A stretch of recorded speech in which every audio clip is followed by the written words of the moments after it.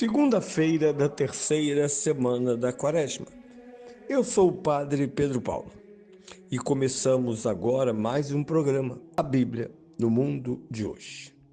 Bem, o domingo nos trouxe este terceiro ontem, este grande Evangelho de São Lucas, em que, por duas sessões diferentes, encontramos a unidade do texto ou da mensagem.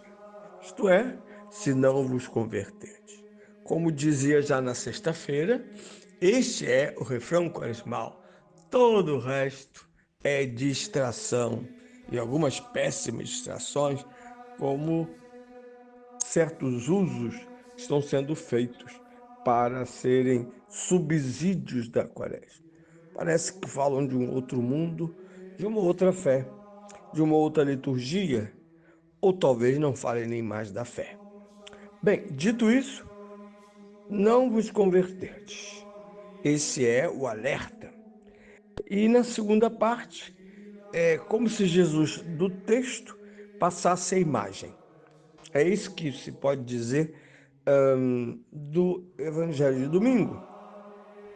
Primeiramente, antes de voltar aos argumentos de Jesus, nós encontramos algo muito interessante. Uma regra. Jesus é o Mestre. Nele encontramos as verdadeiras referências para compreender a realidade em sua complexidade, em seu mistério. É infantil que a civilização ocidental continue apostando todas as suas fichas na ideia de que a realidade decomposta do mistério, claro, parece mais fácil, mais imediata, mais disponível aos nossos métodos e alguns bem preconcebidos. Sim, talvez um dos desastres entre os muitos da educação ocidental republicana, esta que nasce entre o iluminismo, o racionalismo e o cientificismo, é fazer crer que a realidade se despiu do mistério.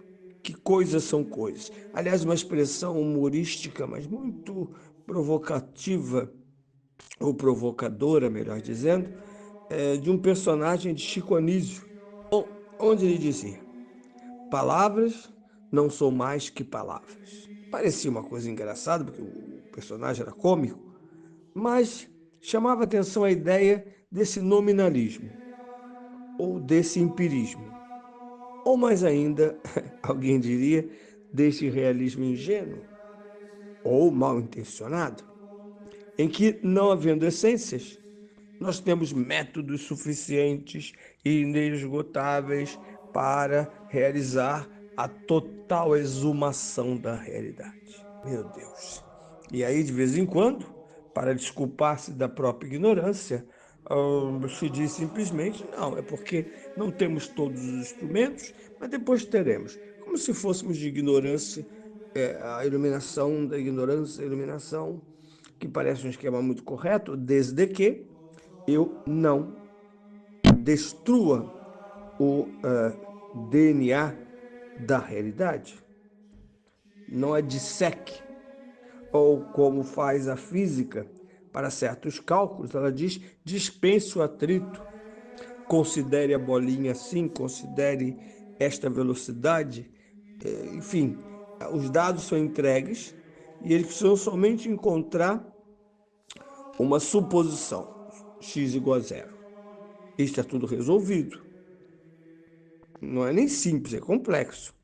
Mas acaba de retirar todas as hipóteses que poderiam perturbar o sucesso da nossa análise.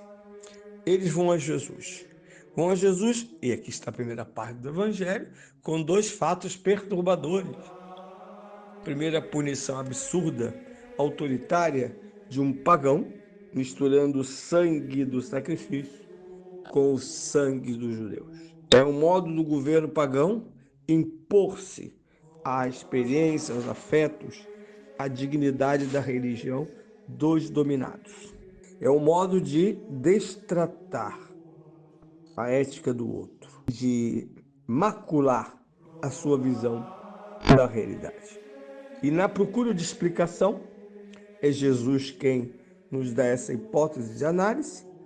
Esse posicionamento ele diz: pensais que eram mais culpados porque tragédias eram explicadas de certa maneira, num certo âmbito, como consequências do pecado humano. Era uma intuição correta e errônea ao mesmo tempo, ou melhor, correta e desfocada, porque a intuição é muito simples. Graças ao pecado original, nossa vida atrai incompreensão, atrito, insucesso, perseguição. O mal é atraído pela ausência da obediência a Deus, destruída pelo pecado de Adão e de Eva, ou de Eva e depois de Adão.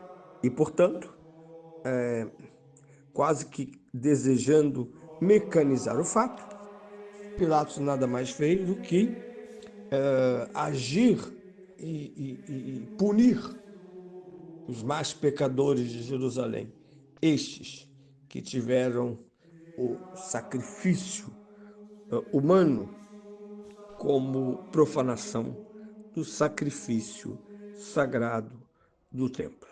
No segundo caso apresentado a eles por Jesus, é dito os que sofreram o acidente da queda de uma torre, tragédia no sentido humano. E de novo, Jesus não se alonga, somente pergunta: os 18 mortos eram pecadores piores do que toda a cidade de Jerusalém?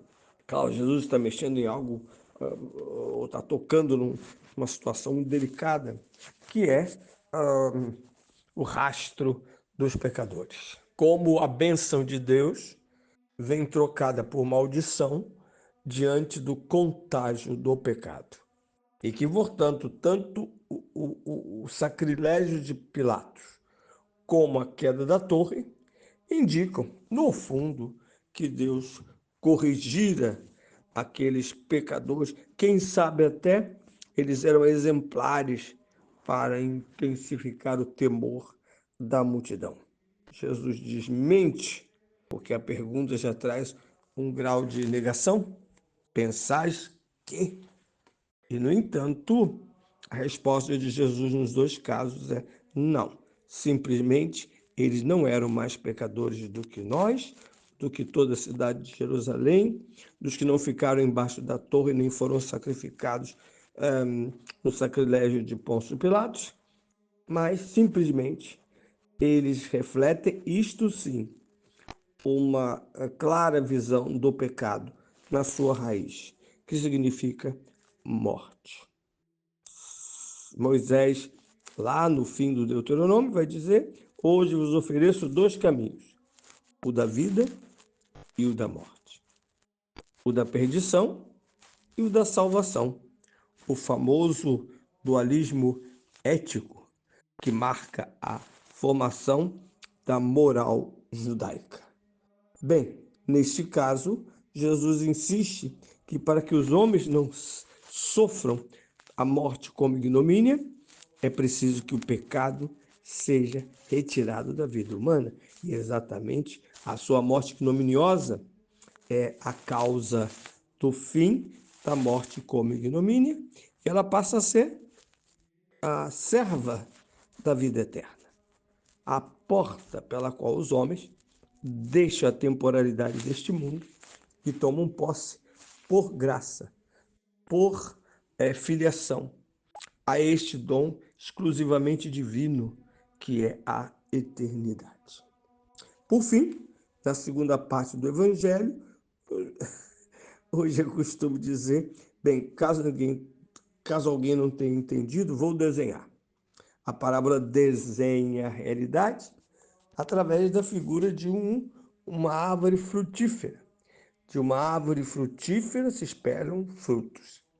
Árvores frutíferas que não dão frutos devem ser arrancadas. Essas são as perguntas retóricas que o proprietário faz ao vinhateiro, dizendo o agricultor, por que ocupar espaço na terra tão valiosa se não há fruto. São 3 anos. Veja, uma data extensa, é uma data completa, 3 dias, 3 anos, e os frutos esperados, devidos a quem as plantou, não vieram. Sendo assim, corta. Aqui está o desenho, parábola como imagem de tudo que estava acontecendo. E uma chamada forte à quaresma, que todos os anos vem criar as condições para que, segundo o agricultor, possamos então decidir ou não pela execução daquela árvore.